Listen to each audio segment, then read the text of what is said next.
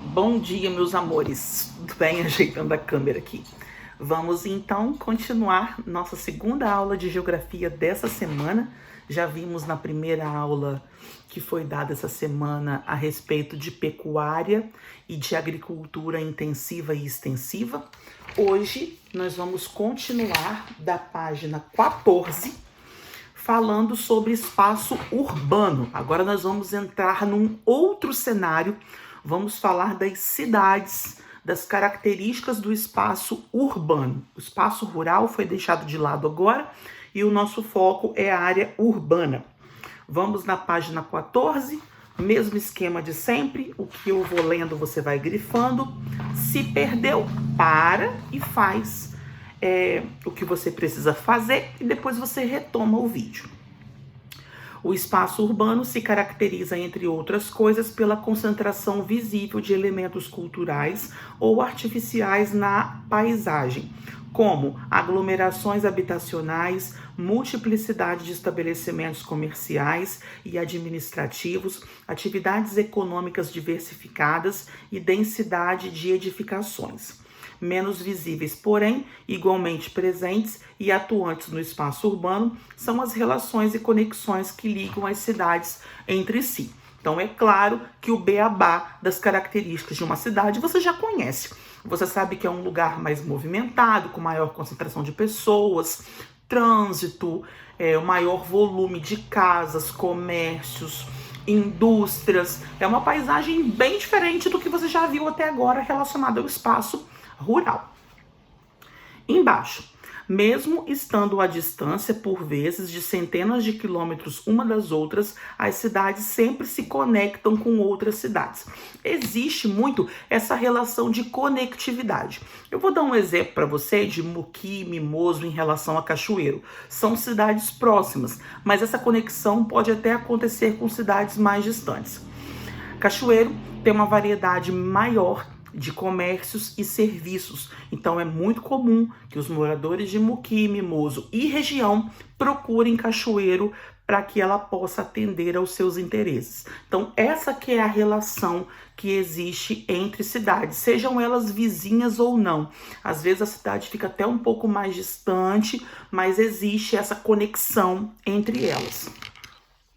Dessa forma, as cidades maiores concentram elementos essenciais. Então, as cidades maiores têm mais opção, vai grifando comigo nas bolinhas, de serviços públicos, como escolas, universidades, hospitais e clínicas, comércio variado, lojas, shoppings, filiais e franquias de marcas famosas, e tem uma estrutura urbana maior, como porto, aeroporto, malha rodoviária, ferroviária, tem mais tecnologia, conectividade online, redes de internet, telefone via satélite, eletricidade, enfim. Dessa forma, as metrópoles polarizam os conjuntos de municípios que as cercam, exercendo ao mesmo tempo influência e atração, formando regiões metropolitanas nas quais há esse intenso fluxo de pessoas, principalmente trabalhando e estudando. Então, o que é uma região metropolitana? É quando existe uma cidade que exerce uma influência muito forte sobre as demais. Cachoeiro é considerado uma região metropolitana? Não. Cachoeiro é uma cidade que exerce uma influência sobre as cidadezinhas menores. Região metropolitana é quando a influência é muito maior. Então, aqui no Espírito Santo, o que é considerado região metropolitana?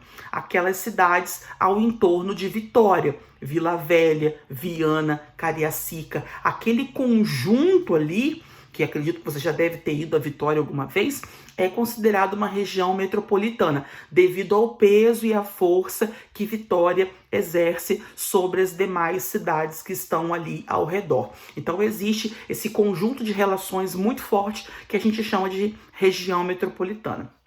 Pelo Brasil afora, nós temos muitas regiões metropolitanas, sem sombra de dúvidas, as que mais se destacam é a região metropolitana de São Paulo e do Rio de Janeiro. São Paulo lidera, com certeza, é a maior região metropolitana do Brasil. Parágrafo de baixo.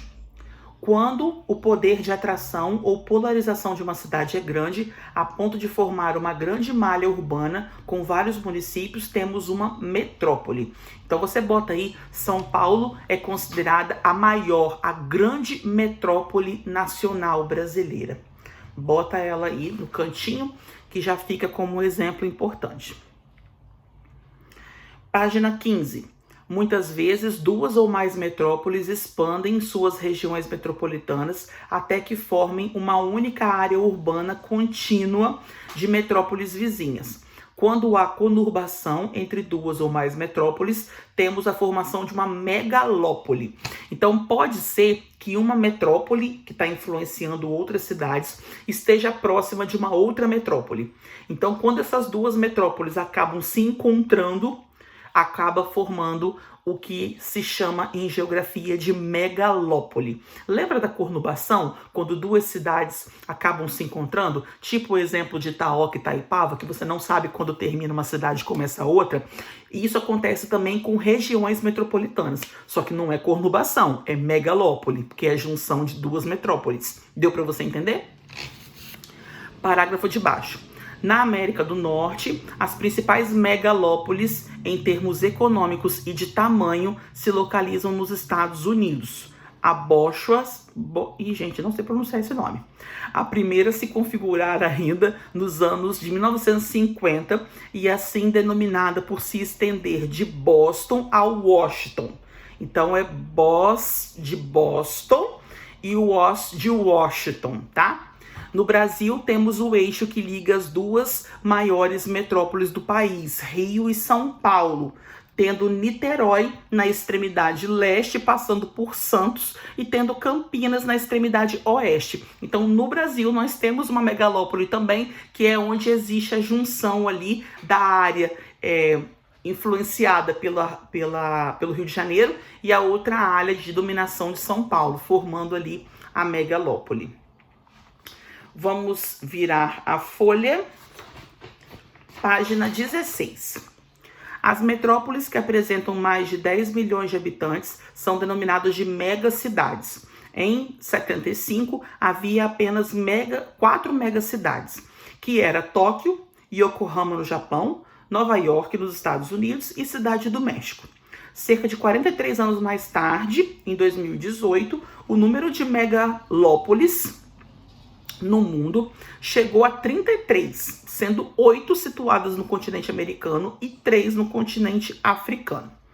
Pulando para baixo, as metrópoles que exercem influência em escala mundial, polarizando o mercado de ações e outros fluxos comerciais, estão aí pontuadas. Essas cidades exercem influência não só dentro do país onde estão localizadas, mas exercem influência no mundo inteiro. Vamos grifar elas?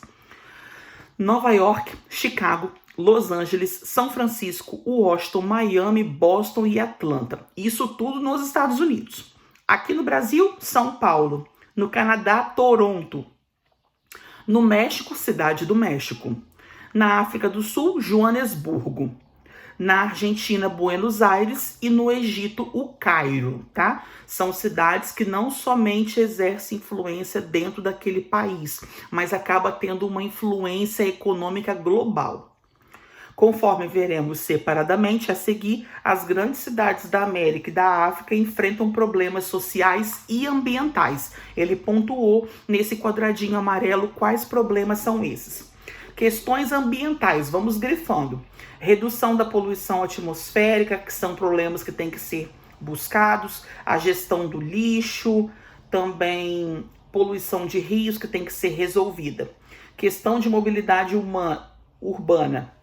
A questão dos congestionamentos, que tem que ser buscada também para melhor circulação de pessoas. E questões socioespaciais, a manutenção e a ampliação de serviços públicos e também a redução da desigualdade de renda. Esses aí são desafios, são problemas que cidades do mundo inteiro precisam enfrentar e precisam buscar soluções. Não só cidades da América e da África não, que é o foco desse ano de vocês, tá? Agora, nossa videoaula fica por aqui e você vai fazer o exercício número 1 e número 2 da página 16 da aba Cartografar. Beijo, até mais!